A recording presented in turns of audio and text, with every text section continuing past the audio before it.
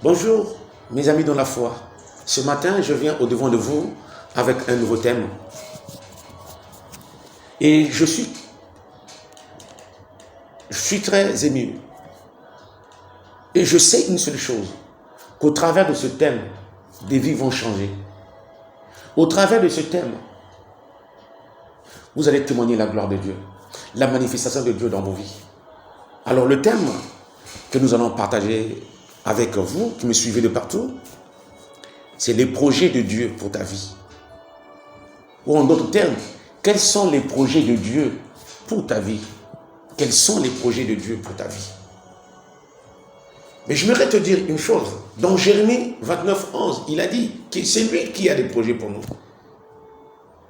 Donc avant même que nous puissions être créés, avant même que nous puissions arriver sur terre, Dieu avait prédestiné chacun de nous à vivre la grandeur de Dieu sur la terre et à accomplir tout ce que Dieu avait prédestiné pour lui. Ça, c'est les projets de Dieu. Et que tu sois chrétien, que tu ne sois pas, nous tous, nous sommes dans le plan de Dieu. Dans le plan de Dieu, nous sommes. Et nous allons découvrir quels sont ces projets que Dieu a initiés pour toi, pour moi. Alors, que la main de Dieu soit sur chacun de vous et que Dieu se manifeste puissamment au travers de ce partage que nous allons faire ensemble. Et laisse que le Saint-Esprit vous touche et que les signes et les prodiges et les miracles s'accomplissent dans vos vies et que les écailles tombent et que Dieu vous donne la compréhension de sa parole. Alors, j'aimerais vous parler d'un personnage biblique, sûrement que tu connais très bien, que tu maîtrises très bien, c'est Joseph. Alors, Joseph n'est autre que l'enfant que Jacob a eu avec Rachel. Mais qu'est-ce qui va se passer? Vous savez, il y a des actes que nous posons et des choses que nous disons. Parfois, on se dit que c'est moi qui le dis, c'est toi qui le dis. Mais nous oublions que Dieu parle d'une façon, d'une autre. Et Dieu peut utiliser ma bouche pour être une bénédiction pour une personne. Dieu peut utiliser mon corps pour poser des actions. Mais c'est Dieu qui agit au travers de moi. Ce n'est pas un hasard que Joseph va recevoir de son père une tunique multicolore. Est-ce que c'était un hasard pour Jacob de concevoir cette tunique et donner à Joseph? Par contre, il avait plusieurs enfants. Est-ce que c'était un hasard? Je dirais non. La Bible nous dit, il ne peut rien arriver dans une ville, dans une nation, sans que Dieu fasse une révélation à ses serviteurs, en ses prophètes. Mais je peux aussi dire que Dieu ne peut rien accomplir dans nos vies si Dieu ne révèle pas à nos parents notre destinée en Christ Jésus. Et à cela, bien aimés dans la foi, nous allons ouvrir nos Bibles, nous allons lire dans le livre de Genèse chapitre 35.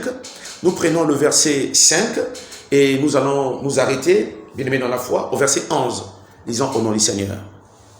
Joseph eut un songe, il le rencontra à ses frères qui le haïrent davantage. Il leur dit, écoutez ces songes que j'ai eus.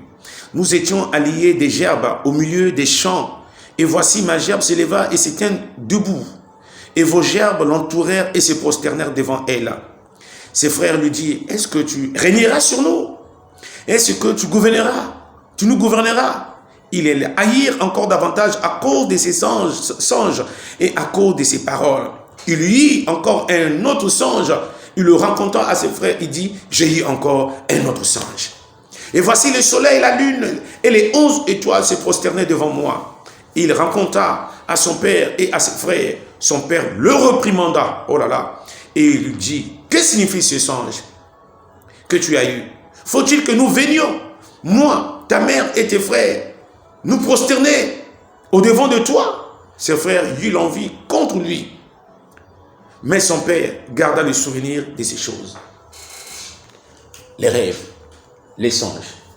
Quand Dieu a un projet pour ses enfants, la première des choses, Dieu communique ce projet aux parents, qui peut être maman, qui peut être papa.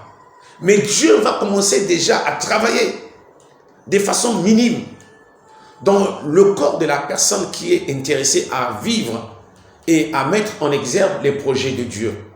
Joseph commençait à faire des rêves sans se rendre compte que les rêves qu'il était en train de faire étaient liés et rattachés à sa destinée. Que les rêves qu'il était en train de faire parlaient de lui. Mais son père, Jacob, a manqué de sagesse. Il va réprimander Joseph à cause de ce rêve. Mais il oublie que c'est lui qui était à l'amont, à l'origine de toutes ces choses. C'est Jacob qui a ouvert la porte pour que Dieu parle C'est Jacob qui conçut la tunique. Et après la construction de la tunique, le monde des rêves s'installe. Mais Joseph ne pouvait qu'expliquer à ses frères. De même sang, Joseph ne pouvait qu'expliquer ce songe à son père. Mais malheureusement, bien aimé dans la foi, il est difficile de comprendre les voies de Dieu. Car les voies de Dieu sont insondables et impénétrables. Et ces rêves vont amener l'animosité entre Joseph, son père et ses frères, qui vont l'haïr davantage, qui vont chercher à le tuer. N'oubliez pas, le thème que nous sommes en train de partager, c'est le projet de Dieu pour ta vie. C'est Dieu qui a les projets pour nous. C'est Dieu qui a les projets pour toi. Mais c'est Dieu qui connaît comment amener ces projets à se matérialiser, à se concrétiser. Demeurez bénis, vous qui m'écoutez de partout, que la main de Dieu soit sur vous.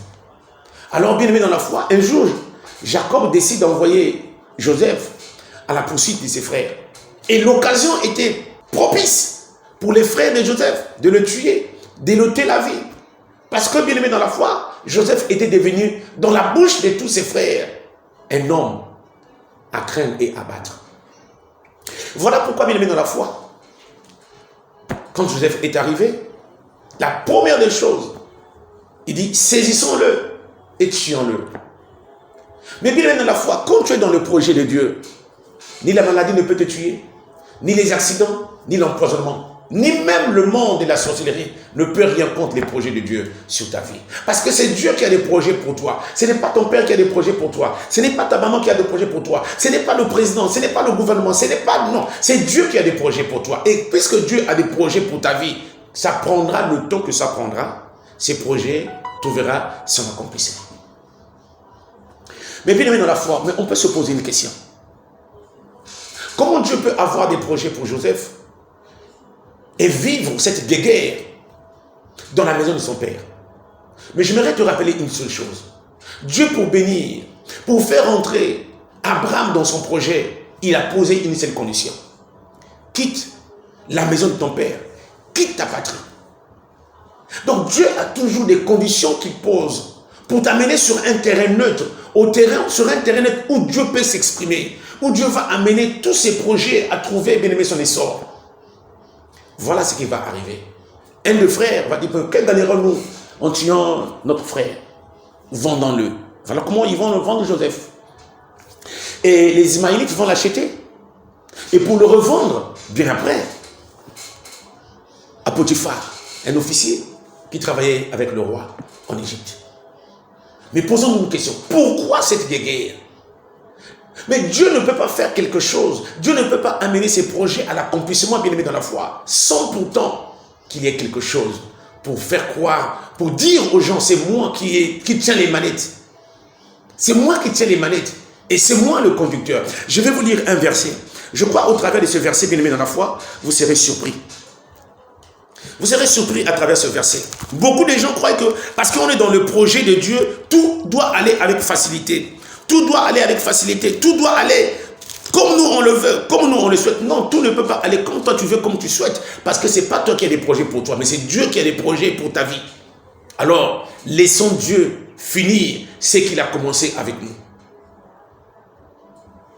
D'autres personnes sont rejetées aujourd'hui dans leur famille. Parce que la famille n'a pas compris les voies de Dieu pour leurs enfants. Beaucoup aujourd'hui sont en train de vivre des choses incommensurables qu'on ne peut même pas expliquer. Parce que personne n'a compris qu'il est prédestiné à être grand. Il est prédestiné à faire quelque chose. Dieu ne peut pas avoir un projet avec toi sans pourtant que ta famille en tire profit. Non. Si Dieu a un projet pour ta vie, c'est que ce projet-là sera bénéfique pour ta famille, pour les membres de ta famille. Ce projet sera bénéfique pour ta nation et ce projet sera bénéfique pour ton église. Parce que chacun de nous, quand nous sommes liés et rattachés à un projet divin, alors nous devenons une source de bénédiction pour la ville, pour la nation, pour l'église et pour notre famille. Mais j'aimerais te lire un verset comme je l'ai dit et tu finiras par comprendre que les voies de Dieu sont insondables et impénétrables. Ésaïe chapitre 45, le verset 7, on va lire cela.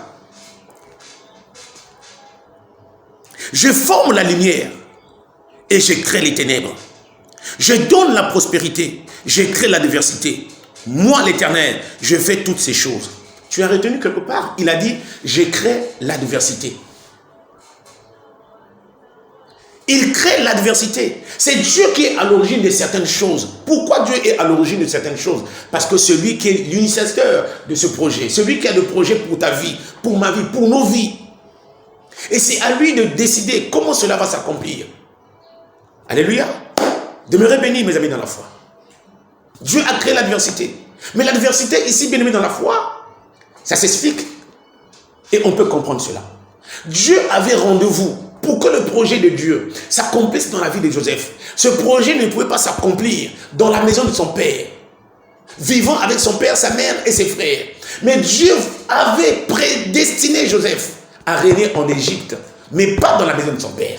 Mais comment prendre Joseph dans la maison de son père et l'amener en Égypte? Dieu va créer l'adversité. Il crée la lumière, il crée les ténèbres. Dieu va utiliser ses frères dans l'adversité pour pousser Joseph vers la sortie, vers la rencontre, vers le lieu de la prédestination, vers le lieu où Dieu va accomplir ce qu'il a prédestiné pour Joseph. Regardez, les Ismaélites l'achètent sans but. Ils ont acheté Joseph, ne sachant quoi faire avec Joseph. Ils vont le revendre chez Potiphar. Mais sauf, bien aimé dans la foi, c'est que Potiphar va découvrir dans la vie de Joseph. C'est pas ce que son père Jacob a vu. C'est pas ce que son frère a vu. Mais Potiphar va voir que c'était une personne hors norme, hors pair. Dès que Potiphar l'amène dans sa maison, lui qui est esclave, qui vient d'acheter, il lui donne la gérance de tous ses biens. Oh là là! Qu'est-ce que Potiphar a vu sur Joseph que son père n'a pas vu?